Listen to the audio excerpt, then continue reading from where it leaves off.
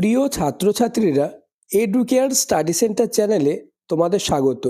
আজ আলোচনা করব উচ্চ মাধ্যমিক চতুর্থ সেমিস্টারের ছাত্রছাত্রীদের জন্য রাষ্ট্রবিজ্ঞান সাবজেক্টের অতীব একটি গুরুত্বপূর্ণ নমুনা প্রশ্ন নিয়ে। তাই ভিডিওটি প্রথম থেকে শেষ পর্যন্ত দেখো, কেননা তোমরা যেমন বুঝতে পারবে উচ্চ মাধ্যমিক চতুর্থ সেমিস্টার 2026 সালের ফাইনাল পরীক্ষায় কেমন প্রশ্ন হবে। তাছাড়া এই মডেল কোশ্চেন পেপার থেকে বেশিরভাগ প্রশ্ন তোমরা হুবহু কমন পাবেই। তাই কথা না বাড়িয়ে শুরু করছি আজকের আলোচনা। উচ্চ মাধ্যমিক চতুর্থ সেমিস্টার 2026 নমুনা প্রশ্ন, বিষয় রাষ্ট্রবিজ্ঞান, পূর্ণমান 40, সময় 2 ঘন্টা। বিভাগ ক, দাগ নম্বর এ, নিম্নলিখিত প্রশ্নগুলির সংক্ষিপ্ত উত্তর দাও। বিকল্প প্রশ্নগুলি লক্ষণীয়। 2 গুণ 5 সমান 10, অর্থাৎ তোমাদের 2 মার্কের 5টি প্রশ্নের উত্তর দিতে হবে। আলোচিত প্রতিটি প্রশ্ন মোস্ট ইম্পর্টেন্ট, তাই তোমরা আলোচিত প্রতিটি প্রশ্ন খাতায় লিখে নাও এবং প্রতিটি প্রশ্ন তোমরা মুখস্থ করে নাও। তাহলেই রাষ্ট্রবিজ্ঞান সাবজেক্টে 40-এ 40 হবে তোমার হাতের মুঠোয়। প্রথম কোশ্চেন, আন্তর্জাতিক সম্পর্ক একটি স্বতন্ত্র পাঠ্য বিষয় হিসাবে কিভাবে বিবর্তিত হয় সংক্ষেপে আলোচনা করো। অথবা আন্তর্জাতিক সম্পর্কের বাস্তববাদী ধারা বলতে কি বোঝো। হুবহু এমন কোশ্চেন পেপারই তোমাদের উচ্চ মাধ্যমিক চতুর্থ সেমিস্টার 2026 সালের ফাইনাল পরীক্ষায় হবে। তাই ভিডিওটি মনোযোগ সহকারে দেখো এবং প্রতিটি প্রশ্ন তোমরা খাতায় লিখে নাও। নেক্সট, কোশ্চেন নম্বর 2, উপ আঞ্চলিক সংগঠন হিসাবে বিমস্টেকের 2টি গুরুত্বপূর্ণ অবদান লেখো। এই কোশ্চেনটি খুবই গুরুত্বপূর্ণ। নেক্সট, অথবা সার্ক গঠনের 2টি উদ্দেশ্য লেখো। পরের প্রশ্ন, কোশ্চেন নম্বর 3, রাষ্ট্রপতির ভিটো ক্ষমতা কাকে বলে।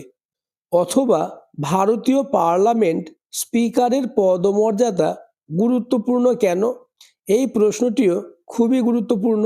পরের কোশ্চেন নম্বর 4, নর্মদা বাঁচাও আন্দোলনের প্রধান দাবি কি ছিল। অথবা চিপকো আন্দোলনের 2টি বৈশিষ্ট্য আলোচনা করো। এই 2টি প্রশ্নের মধ্যে যে কোনো একটি প্রশ্ন তোমাদের ফাইনাল পরীক্ষায় আসার সম্ভাবনা কার্যত নিশ্চিত। পরবর্তী প্রশ্ন আলোচনার আগে চ্যানেলে নতুন হয়ে থাকলে চ্যানেলটিকে সাবস্ক্রাইব করে দেবে এবং ভিডিওটি তোমার বন্ধুদের মধ্যে শেয়ার করে দেবে। নেক্সট, কোশ্চেন নম্বর 5, 368 নং ধারা অনুযায়ী কোন 2টি পৃথক পদ্ধতিতে সংবিধান সংশোধন করা যায়।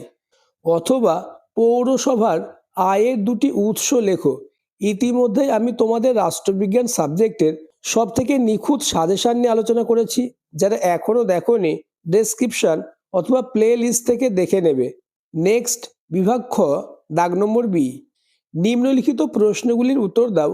4 গুণ 3 সমান 12, অর্থাৎ বি এর দাগে তোমাদের 4 মার্কের 3টে প্রশ্নের উত্তর দিতে হবে। প্রথম কোশ্চেন, আসিয়ানের প্রতিষ্ঠা ও উদ্দেশ্য আলোচনা করো। এই প্রশ্নটি 100% তোমাদের ফাইনাল পরীক্ষায় আসবেই। অথবা সার্ক কি একটি সফল সংগঠন, মূল্যায়ন করো। এই প্রশ্নটিও খুবই গুরুত্বপূর্ণ। নেক্সট, কোশ্চেন নম্বর 7, সুশীল সমাজ গণতন্ত্রকে কিভাবে শক্তিশালী করে। অথবা চিপকো আন্দোলনে নারীদের ভূমিকা আলোচনা করো। নেক্সট, কোশ্চেন নম্বর 8, 73তম সংবিধান সংশোধনী আইনের বৈশিষ্ট্য লেখো। অথবা পশ্চিমবঙ্গের পৌরসভাগুলির কাজ আলোচনা করো। নেক্সট, বিভাগ গ, দাগ নম্বর সি, নিম্নলিখিত প্রশ্নগুলির ব্যাখ্যামূলক উত্তর দাও। বিকল্প প্রশ্নগুলি লক্ষণীয়। 6 গুণ 3 সমান 18, অর্থাৎ দাগ নম্বর সি এ তোমাদের 6 মার্কের 3টে প্রশ্নের উত্তর দিতে হবে। আমি তোমাদের জন্য সব থেকে বাছাই করা অর্থাৎ গুরুত্বপূর্ণ এমন প্রশ্নই দিয়েছি যে প্রশ্নগুলি তোমরা 100% কমন পাবেই। কোশ্চেন নম্বর 9, আন্তর্জাতিক সম্পর্ক কাকে বলে। আন্তর্জাতিক সম্পর্ক ও আন্তর্জাতিক রাজনীতির পার্থক্য লেখো। এই প্রশ্নটি খুবই গুরুত্বপূর্ণ। অথবা উদারনীতিবাদের মূল বৈশিষ্ট্য লেখো। এই প্রশ্নটিও মোস্ট ইম্পর্টেন্স। পরের প্রশ্ন, কোশ্চেন নম্বর 10, বিশ্বায়নের ফলাফল আলোচনা করো। এই প্রশ্নটি তোমরা 100% কমন পাবেই। অথবা ভারতের উপর বিশ্বায়নের প্রভাব আলোচনা করো। নেক্সট, কোশ্চেন নম্বর 11, ভারতের রাষ্ট্রপতি নির্বাচন পদ্ধতি আলোচনা করো। অথবা সুপ্রিম কোর্টের ক্ষমতা ও কার্যাবলী আলোচনা করো। এই প্রশ্নটিও মোস্ট ইম্পর্টেন্স। প্রশ্নগুলি তোমার রেডি আছে তো? তা আমাকে কমেন্টে জানাবে। এছাড়া আমি তোমাদের জন্য আরও একটি অতীব গুরুত্বপূর্ণ নমুনা প্রশ্ন নিয়ে আলোচনা করব। এই দুটি কোশ্চেন পেপার তোমরা খুব ভালোভাবে প্র্যাকটিস করো, কেননা এই দুটি সেট থেকে বেশিরভাগ প্রশ্নই তোমাদের পরীক্ষায় হুবহু কমন আসবেই। বিভাগ ক, দাগ নম্বর এ, নিম্নলিখিত প্রশ্নগুলির সংক্ষিপ্ত উত্তর দাও। বিকল্প প্রশ্নগুলি লক্ষণীয়। প্রথম কোশ্চেন, মার্ক্সবাদীদের মতে রাষ্ট্র কি? অথবা আন্তর্জাতিক সম্পর্কের দুটি মৌলিক বৈশিষ্ট্য লেখো। পরের প্রশ্ন, কোশ্চেন নম্বর 2, কেন ইউরোপীয় ইউনিয়ন একটি সফল আঞ্চলিক সংস্থা? দুটি কারণ উল্লেখ করো। অথবা সার্ক গঠনের দুটি উদ্দেশ্য উল্লেখ করো। নেক্সট, কোশ্চেন নম্বর 3, ভারতের রাষ্ট্রপতি কত ধরনের জরুরি অবস্থা ঘোষণা করতে পারেন এবং কি কি? পরবর্তী প্রশ্ন আলোচনার আগে আবার বলবো, চ্যানেলে নতুন হয়ে থাকলে চ্যানেলটিকে সাবস্ক্রাইব করে দেবে এবং ভিডিওটি তোমার বন্ধুদের মধ্যে শেয়ার করে দেবে। অথবা আমলাতন্ত্রকে কেন স্থায়ী প্রশাসনের অংশ বলা হয়? নেক্সট, কোশ্চেন নম্বর 4, তুমি কি মনে করো যে LGBT অধিকারগুলি গুরুত্বপূর্ণ এবং কেন?